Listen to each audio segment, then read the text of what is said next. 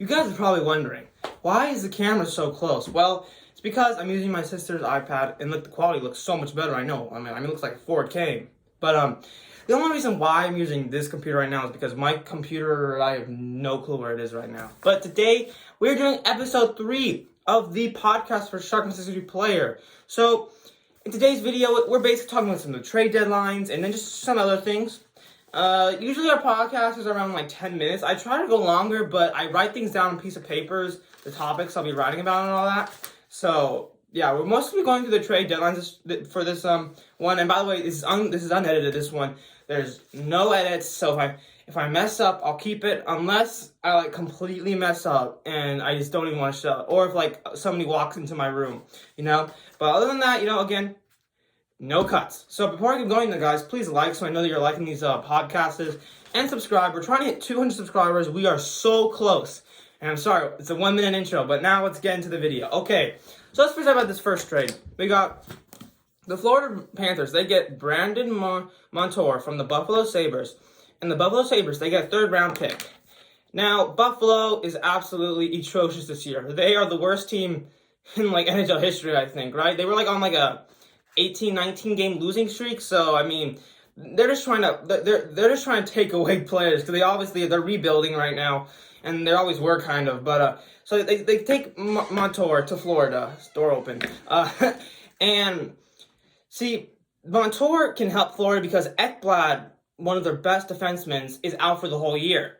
And so that really sucked for Florida, and they needed to get another guy as a defenseman, which would be good for Montour because he's a defenseman. He can help out maybe with like the points, he can help defense, and they just needed another defenseman because Ekblad is going to be out for the rest of this year, and he was a great defenseman for Florida for this year. So who do you think's going to win this trade? Again, it always depends because if Buffalo gets a good pick in the 3rd round, and they get a really good player, and he's a future player, let's see. But right now, I'm going with Buffalo. I still think Buffalo will win this. But, yeah. Next one we got is the Colorado Avalanche and the San Jose Sharks. Okay, so my favorite team, San Jose Sharks. So, the Avalanche, they got Devin Dubnyk. Now, Devin Dubnyk was the goaltender for the San Jose Sharks. He played only 1 year with us, so this was his first year. And I didn't love the way he was with us. I didn't like it. I felt like he did not fit in. Like, I also didn't love his attitude. Like, whenever he would give up any goal, I mean, I know you're supposed to get mad when you're a goalie, but when any goal would get in, he'd be like, ugh, just like smash the post. It was a little bit like ridiculous how much he would do that. But I wasn't loving the way in San Jose. I didn't think it was a good fit for him. I didn't like love it. And we got Melichuk, I think that's how you say his name, like another future goaltender for the San Jose Sharks that will come probably in a year or two. And, he'll be a very strong list. And now Jones is starting to pick up his game, except those 2 games versus LA now. Like, those 2 games versus LA were horrible. But before that, he was lights out. And what the Sharks are getting in return is we're getting Greg Parlat. Sorry, I can't spell it right. I mean, I can't read it right. But, and 5th-round pick. So we all kind of knew that Dubnyk might have gotten traded because they were always saying about how like a team that's going to go to the playoffs. The Sharks might make the playoffs, by the way, but a team wants a very experienced goaltender to be like their playoff goaltender, and Colorado would need that because Grubauer was playing really weak in some of those games, and they say how about get Dubnyk because he's on his last year of his contract. It's not like we're going to have him for another 8 years, so they got Dubnyk. Next one, this was a 3 trade. This was a 3-1. We got Lightning. This one's involving the Detroit Red Wings, the Columbus Blue Jackets, and the Tampa Bay Lightning. Now, when I was trying to look it up, it was very confusing. So I can only say the player who got traded, and it was David Savard. So David Savard, he got traded.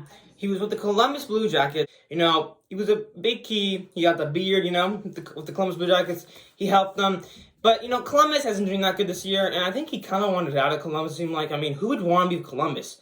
You got John Tortorella, who literally, does the most stupidest line changes ever. If a teammate, challenged him, says, he's like, I'm going to bench you, Line A. I'm going to bench you, even though you're one of our best players. Or even when Pierre-Luc Dubois was requesting a trade, he still benched him, and he's a top 6'4". He's like a first-line centerman, and you still bench him.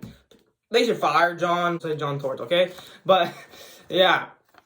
So, Lightning, get Savard. That's good for them. I feel like that was dangerous that you would put Savard there to Tampa Bay Lightning, especially how good they are this year, because they already have Hedman, you know, and then get a Savard on their Tampa Bay team. Not good. Okay, we're done with the trade. There's a lot of more trades, but I wanted to talk about those three main ones. But now I'm going to be talking about some other stuff. So I don't think the Sharks are going to make the playoffs now, because okay, we got swept. We lost the 2 games versus LA, and those were the most crucialest games. Those games were so crucial because those games we can actually win. Because now, if you look at our schedule, we're playing like the top 3 teams in the division. Tampa Bay, Avalanche, wait, no, not Tampa Bay. Colorado, Vegas, and Minnesota. Those 3 teams are the best teams in the West Division, and we're going to play them for almost the whole more schedule. And it was good that we swept that Anaheim series. Well, we didn't actually sweep it. They actually won 1 game. But, like, when we did sweep, they won in Honda Center. But, like, we literally, like, got lost, swept. LA Kings swept us. And those were so crucial because those are the ones that we could have actually won, like, more easier. And now we have to really fight ourselves with Colorado, Minnesota, Vegas, and those teams are so good. It's hard for us to beat them. So, I mean, I just don't see it. I don't see it because you look at that schedule and how many games they're going to be playing, how exhausted they're going to be. It's just, I just don't see it. I think someone would have to, like, really pull out of their butt to get this. But yeah, so I don't see it. But, like, also, like, the Coyotes, I think they'll make the playoffs because they're on a run. You know, they're winning games, and, like, St. Louis, I think, will be close, but I think Arizona will be the 1 to 4th place. I think they got stronger offense. I think they're more determined. So, yeah. Now, who do I think will win the Cup this year? Now, this is just a prediction from right now. This isn't my Stanley Cup prediction because the season hasn't ended yet, but this is my prediction just from this date. My second favorite team, I think, is going to win the Cup, and I'm not being biased. I really believe it. It could be a little because I'm watching them so much, but you look at Carolina play, Marty Nishis, Trocheck, they are just on fire. You look at the power play, they got great speed, great passes, great team playing, and they always keep the pressure up. And they got good goaltending with Melichuk and Reimer and Mrazek. Like, this team is so good, and I could see them win the Cup. They're very, I see either them, Tampa, or Vegas. That's what I see. Because Carolina, they got such good core. You know, they got like the goons like Martinuk, I guess you could say, if he was a goon. I don't know if he would. I guess you would count as a goon. But you got Svechnikov, who was great on the power play, and Aho, you know, and then like Nishis, where he literally like this one time during a Tampa Bay Lightning, he moved around the whole ice, like moved literally around the puck, like didn't have to pass it at all. Like they're so fast. Trocheck, whenever he comes back, he beats the Florida Panthers like crazy. He's just like, it's like, haha, you traded me, but I'm so much better now with Carolina. So yeah, that's pretty. I think Carolina would win it. Either Carolina or Tampa Bay, I think, are like the 2, and then it'd be Vegas. But, you know, we'll have to see. I'll do playoff predictions once the regular season ends. But tell me, guys, your thoughts down below.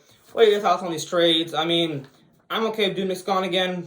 I wasn't like the most biggest fan. I didn't not like I didn't unlike him, but there's people I like more on the Sharks than Devin Dubnyk. So, yeah, but that's gonna be for episode 3 of the podcast. I hope you guys enjoyed the video, the podcast. Please like, subscribe, turn notifications, and I'll see you guys in another video. Peace.